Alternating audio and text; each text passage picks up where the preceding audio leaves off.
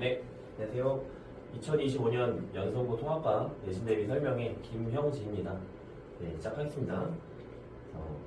저희 간단한 소개이고요. 네, 그래서 일단 첫 번째로 말씀드릴 건 도대체 그러니까 통합과학이 왜 중요하냐? 통합과학을 우리 학생들이 왜 중요하게 생각하고 그 다음에 또 미리부터 또 그렇죠? 대비를 해야 되느냐라는 걸 말씀드리면요. 일단은 중등과학하고 통합과학의 가장 큰 차이점은 이 영역의 차이인 것 같아요. 그래서 중등과학 같은 경우에는 중등과학까지는 물리화학, 생물, 지구과학이 그냥 단원별로 쪼개져 있고 특정 영역에서는 특정 단원은 물리만, 특정 단원은 화학만 이런 식으로 이제 공부를 했었다면 통합과학부터는 그렇지 않습니다. 한 단원 내에 물화생지 내용이 다 들어가 있고요. 그것들이 심지어는 내용상 연계되어 있는 것들, 그렇죠? 어떤 특정 내용을 설명함에 있어서 물리 영역과 화학 영역을 동시에 가져와서 설명하는 내용들이 포함되어 있기 때문에 좀 더 학생들이 느낄 때 이 어떤 체감 난이도, 그렇죠? 양 자체도 많고 난이도 자체도 당연히 중등 과학보다 많지만 학생들이 느끼는 체감 난이도도 훨씬 더 커졌다라고 생각을 해요. 중등 과학 같은 경우에는 게다가 이제 단원별로 영역이 쪼개져 있다 보니까 앞에 단원하고 뒷 단원 같은 경우에 앞 단원과 뒷 단원의 어떤 내용의 연계성이 그렇게 크지가 않습니다.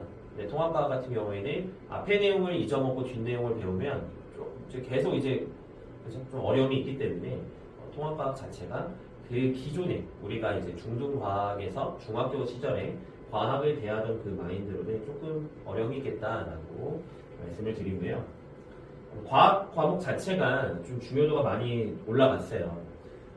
내신 기준으로 말씀드리자면 이제 우리가 이제 보통 공부를 이야기할 때 국영수, 국어, 영어, 수학을 기준으로 보통 많이 이야기를 하지만 통합과학 같은 경우에도 국영수랑 단위수가 똑같아요. 내신에서 동일한 8단이기 때문에 우리가 국어, 영어, 수학에서 점수를 고득점을 획득하고 통합과학에서 조금 점수를 획득하지 못한다면 점수를 얻지 못한다면 그것 또한 내신에서 굉장히 불리하게 작용을 합니다. 뿐만 아니라 우리가 올해 이제 고등학교를 입학하는 학생들부터는 1학년 때 배우는 통합과학으로 수능을 봐요. 그래서 이 수능 과목으로 채택이 되었기 때문에 기존의 학생들은 저희 이제 뭐 선배들, 그죠? 지금 현재 2학년, 3학년 그 이상 학생들은 통합과학 같은 경우에는 그냥 고등학교 1학년 때 내신 대비할 때만 바짝하고 그리고 사실 잊어버리고, 그죠? 그 다음에 또 뒷내용에서도 어떻게 앞에 내용을 좀 다시 기억을 끄집어내면서 다시 이제 공부하고 벼락치기 하듯이 공부하고 그냥 좀 소위 치우는, 그죠? 소위 이제 땡치는 과목이었다면 이제는 그렇지 않아요. 수능 과목이 채택이 됐기 때문에 고3 때 다시 이제 수능 과목으로 다시 한번 공부할 거야. 미리미리 공부해서 미리미리 고등학교 1학년 때 어차피 내신으로 시험 볼 거니까 그렇죠? 확실하게 학습해놔서 그 내용을 잊어먹지 않는 것이 좀 중요하겠습니다. 추가적으로 이제 등급제로 많이 개편이 됐어요. 그래서 기존의 9등급제에서 현재 5등급제로 9등급제가 조금 편한, 뭔가 어감이 더 편한 느낌도 있는데 5등급제로 이제 바뀌면서 9등급제에서 이제 우리가 보통 한 1등급, 2등급 내지는 한 3등급 정도까지 그렇죠? 학생들이 뭐 수준에 따라서 목표했었다면 바뀐 등급제에서 2등급을 목표로 하는 것은 이제는 말도 안 되는 거죠. 그러니까 우리가 이제 그냥 숫자만 보면 5등급에서 2등급도 상위권 아니야? 뭐 혹은 평균 이상 아니야? 라고 생각할 수 있는데 그 범위 폭이 너무 넓어진 거예요. 바뀐 등급제에서 2등급이면 기존에 있었던 등급에서 3, 4등급 사이입니다. 3등급, 4등급 원점이기 때문에 3등급 목표죠? 4등급에 속하는 거기 때문에 학생들이 2등급을 만든다라고 하면 목표하는 바를 이루기가 굉장히 힘들어요.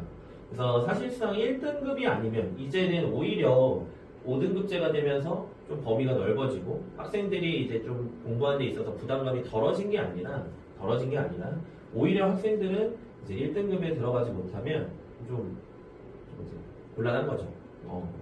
그래서 기존에 바뀌기 전에 1등급, 2등급 확신 퍼센티지, 그 다음에 바뀐 체제에서 1등급 퍼센티지가 거의 동일하기 때문에 이제 좀 이제 상위권 대학에서 최저 등급이 이제 당연히 강화될 가능성이 매우 높고요. 매우 높고.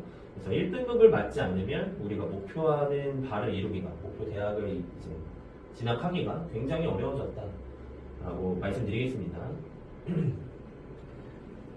자, 20이 이제 개정된 통합과학에서 배우는 단어는 총 6단원이에요. 그런데 그 중에서 이제 하얀색의 1단원, 6단원이 새로 추가된 단어. 그 다음에 까만색의 2, 3, 4, 5단원은 이제 기존에 있었던 통합과학에서 개정되기 이전에 통합과학에서 배웠던 내용하고 사실상 큰 차이가 없습니다. 그런데 뭐 기존에 어땠냐 그것보다도 단원들을 보시면요, 물화생지 내용에서 최소 3개의 영역이 이제 섞여져 있는 거예요. 그래서 이제 학생들이 그냥 뭐 내가 물리만 좀 좋아해, 뭐 아니면 화학만 좋아해 라고 해서 뭐 공부하기에는 조금 어려움이 있는 거고, 모든 영역들을 융합적으로 학습하고 그걸 생각하고 당연히 문제풀이에 적용할 수 있는 능력이 매우 중요합니다. 1단원과 6단원에서 1단원은 과학의 기초단원, 그러니까 과학을 공부하기에 앞서서 좀 알아야 되는, 기본적으로 알아야 되는 내용들을 소개하고 있고요. 6단원 같은 경우에는 뭐 인공지능, 과학탐구해서 좀 교양적인 내용이에요. 그래서 1단원의 과학의 기초, 6단원의 과학과 미래사회는 기존에 이제 좀 기출 문제가 없고, 좀 학생들이 내용 자체가 이렇게 많지는 않지만 학생들이 학교에서 어떻게 알려주시느냐에 따라서 좀 학생 내용이 달라질 가능성이 높습니다. 2, 3, 4, 5단원에서는 기존의 통합과학하고 거의 달라진 게 없어요. 뭐 어려운 단원이 한두 개가 빠졌지만 그거는 이제 그죠? 바뀐 거에서는 우리가 신경 쓸 건 아니기 때문에 이렇게 단원별 학생 내용은 이루어져 있습니다. 영역별로 그래서 새로 추가된 내용 방금 말씀드린 것처럼 1단원, 6단원 같은 경우에는 기출 문제가 없고, 그죠? 좀 당장 우리가 이제 올해 고등학교에 진학하는 학생들 입장에서, 그리고 그것을 수업하는 학교 선생님들 입장에서는 기출 문제가 없기 때문에 어떤 유인물을 선생님들이 이제 각자 준비하셨느냐, 조금 이제 상상이 잘 안 가는 거죠. 그죠? 그래서 좀 학교에서 알려주는, 그러니까 선생님들마다 좀 학습의 내용에서 편차가 클 것이기 때문에 학교 유인물을 정확하게 외우고 정확하게 학습하고, 그래서 학교에서 주는 자료를 등한시할 게 아니라 학교에서 주는 자료를 철저하게 암기를 해야 된다라고 말씀드리겠고요. 물리화학하고 생명과학, 지구과학은 기존에 알고 있던 패턴과 거의 다르지 않습니다. 그래서 물리화학은 기본 개념 좀 명확하게 이해하고 그것들 많은 문제풀이를 통해서 걔네들 다 적용할 수 있는 연습. 생명과학, 지구과학도 마찬가지. 생명과학, 지구과학 일단은 그쵸? 다 외워놓고 기본적인 개념들은 다 외워놓고 학교에서 알려주는 그런 지역적인 부분들까지도 전부 다 외워놓는, 철저하게 그냥 아주 퍼펙트하게 외워놓는 것이 중요하겠다라고 말씀드리고요. 그것들이 물리화학, 생명과학, 지구과학 영역들이 일단 각자가 이제 학습이 되면 그 상태에서 다시 이제 본인들이 학생들이 공부했을 때 혹은 문제를 풀었을 때 이제 걔네들이 이제 융합되기 시작하는 거예요. 걔네들이 이제 조금 섞어서 생각하는 능력들도 길러질 수 있습니다. 자, 저희 연성고 같은 경우에는요, 시험 문제가 어렵지 않아요. 객관적으로 쉬운 편입니다. 그래서 한 개를 틀리면은 등급이 확 떨어져요. 기존의 9등급제에서 한 개 틀리면 3등급이었습니다. 그러면 한 개 틀리면 100점이 아니고 한 개 틀리면 바뀐 등급제에서 2등급이 들어갈 가능성이 매우 높고, 2등급이 되면 사실상 그렇죠, 대비한 좀 어려움이 생기는 거죠. 완벽하게 좀 대비를 해야 된다라고 말씀드리고요. 학교별 평균 표준 편차 한번 보시면 되겠고, 네, 그래서 연성고의 시험 난이도는 제가 차마 뭐 하라고 쓰기에는 뭐해서 중이라고 썼지만 절대 난이도가 높지 않습니다. 쉬운 편입니다. 난이도 그래서 보통 아닙니다. 높지 않습니다. 그런데 이제 좀 중간 평균에다가 얘네들이 이제 골고루 분포되어 있다라고 썼지만 기본적으로 시험 난이도가 높지 않기 때문에 우리 학생들은 100점을 항상 목표로, 연성고를 준비하는 진학하는 학생들은 100점을 목표로 해야 되겠고요. 연성고의 기출문제를 보면요, 거의 동일해요. 그래프 모양 자체가 사실상 같다라고 볼 수 있겠습니다. 고2 생명과학 문제에서 20년도 출제되었던 거긴 하지만 고2 생명과학 문제에서 그냥 그림만 따왔으면 이런 그림이 많이 이제 활용되는 거기 때문에 제가 별다른 말은 안 하겠지만 밑에 보기들도 보시면은 보기도 거의 비슷하게 가져왔다라고 할 수 있겠고요. 그다음에 이 문제는 지구과학에서 보통 이제 비율들을 그래프로 잘 주지는 않았어요. 이제 학생들이 학습할 때 뭐 양성자, 중성자 등등등 그런 비율은 그냥 숫자를 달달달달 외우고 있습니다. 학생들이. 그런데 그것들을 이제 그래프로 줘서 학생들이 그래프를 보고 걔네들의 비율을 다시금 판단하게 하면 학생들이 조금, 그죠? 저희가 이제 설명하는 입장에서는 그냥 한 번 정도 꼽은 거지만 학생들이 시험장에서 그 문제를 접하면 좀 많이 어렵다고 느낄 수 있어요. 그래서 그 내용들을 좀 정확하게 암기하는 것이 중요하겠고, 주기율표도 마찬가지입니다. 주기율표에서 그냥 어떤 다른 힌트 없이 A, B, C, D 저렇게 알파벳으로 빈칸 뚫어 놓으면 학생들은 기계적으로 A, B, C, D가 뭔지 답할 수 있어야 돼요. 그렇게 학습을 해놓고 문제를 보면 그거까지 해결해 놓으면 이때 보기 문항은 자연스럽게 해결될 수 있는 그죠? 그래서 암기의 철저함 계속 강조하고 있고요. 그 다음에 화학 파트도 마찬가지입니다. 여러 가지 화합물을 그림을 좀 복잡하게 줬지만 이 화합물에서 각자 원자가 어떤 건지 그러니까 이 화합물에서 특정 뭐 ABC가 주어졌을 때 ABC라고 하는 녀석이 어떤 녀석인지 누구인지 알고 있다면 그것들이 결합하는 방식 그리고 그것들이 결합했을 때 나타나는 특성들을 파악하는 거는 그죠?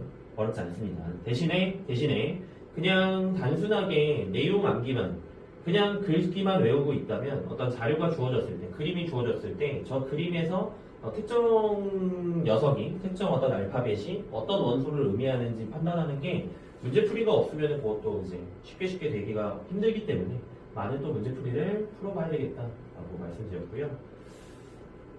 네, 그래서 요 지구계에서 이제 수권 부분 어떤 깊이에 따른 수심에 따라서 수온이 변하고 해수의 층상 구조를 판단하는 건 학생들이 조금 등한시할 수 있으니까 저희가 소위 좀 이제 구석탱이에 있는 이제 내용인데 그런 것까지도 이제 암기해서 낼 수 있기 때문에 기본 개념 자체를 가리지 않고 학교에서 뭐 주는 유인물 혹은 학교 교과서 완벽하게 다 외워야 되겠다라고 말씀드렸습니다.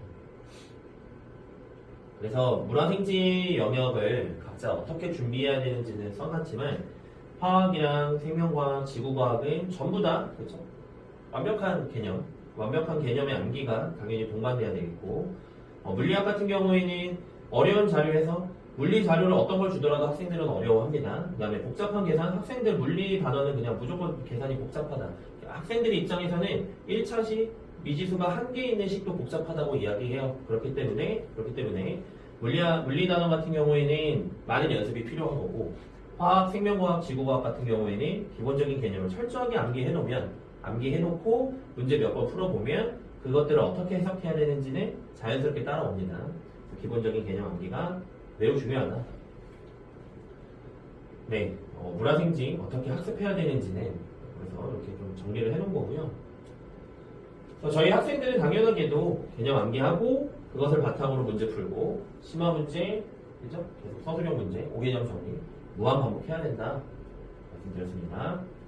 저희 홈사이언스에서 통합과학이 저희 자체 교재로 이제 수업하고 있어요. 그래서 저희는 이제 기본 교재, 개념 교재, 그 다음에 워크북, 그 다음에 필기노트 이렇게 이제 3개로 수업을 진행하고 기본 개념 교재는 말 그대로 개념 교재니까 워크북에는 어떤 문제가 수록되어 있냐면 워크북 같은 경우에는 좀 하얀색이 잘 안 보이는데 워크북은 저희 이제 선생님들이 저희 홍사이언스 팀의 선생님들이 각 지역 이제 수업을 하시면서 학교에서 출제되었던 기출 문제들을 싹 모은 거예요. 그래서 송도 지역뿐만 아니라 다른 지역에서 다른 여러 학군지 지역에서 선생님들이 어떻게 출제하는지를 보면 학생들이 문제들을 풀어보면 선생님들이 좀 이제 이런 식으로 물론 이제 개개인만의 편차가 조금 있긴 하겠지만 선생님들이 대체적으로 어떤 식으로 출제하는지를 그러면 요게 좀 중요하구나 요게 좀 중요하지 않구나 라는 걸 학생들이 몸소 이제 문제들을 풀어보면서 좀 느낄 수 있다. 그래서 워크북을 그렇게 진행되고 필기노트 같은 경우에는 이제 학생들이 개별적으로 이제 집에서 따로 공부할 때 좀 요약집입니다. 그래서 요약된 내용으로 학습하는데 좀 어려움이 없도록 도움을 주고 있고요. 저희 수업은 이렇게 복습 영상, 당연히 그 주에 수업했던 내용들은 복습했던 영상 발송이 되고, 그 다음에 주간 테스트는 전주에 배웠던 내용. 그래서 당연히 테스트를 봐야 되겠고, 테스트 보고 끝이 아니고, 성적표는 이제 저기로, 종이로도, 그 다음에 문자로도 발송이 돼요. 그래서 학부모님들, 학생들에게 전부 다 이제 성적표가 발송이 되면, 그냥 단순하게 주간 테스트 점수가 몇 점이었다 해서 끝나는 게 아니라, 당연히 이제 반별 석차, 그 다음에 전체 학생들 중에서 석차, 게다가 그 학생들마다 이제 어떤 유형을 틀렸고, 그 특정 유형, 틀린 유형이 있다면 그 틀린 유형에 다른 학생들은 정답률이 몇 %인지, 그리고 그 틀린 유형은 어떤 것들이 있는지, 그러니까 좀 비슷한 문제들이 어떤 것들이 있는지 같이 다 발송이 되니까요. 학생들이 틀린 거를 철저하게 복습해 볼 수 있고요. 그 다음에 그럼에도 이제 조금은 이제 학습하는데 조금 시간이 오래 걸리거나 아니면은 원하는 바만큼 조금 목표가 나오지 않는 어떤 목표치까지 아직 도달하기 힘든 학생들은 이제 따로 클리닉, 따로 남든 아니면 불러서 클리닉 진행하고 있습니다.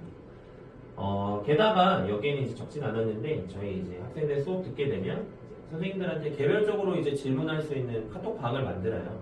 그래서 그 카톡방에는 이제 선생님들이 실시간으로 뭐 당장 수업 중이면 어쩔 수 없지만 학생들이 질문 남기면 최대한 빠르게 질문에 답변하고 있기 때문에 학생들이 집에서 따로 저희 수업 듣고도 집에서 혼자 이제 다시 복습함에 있어서도 어려움이 없도록 하고 있습니다.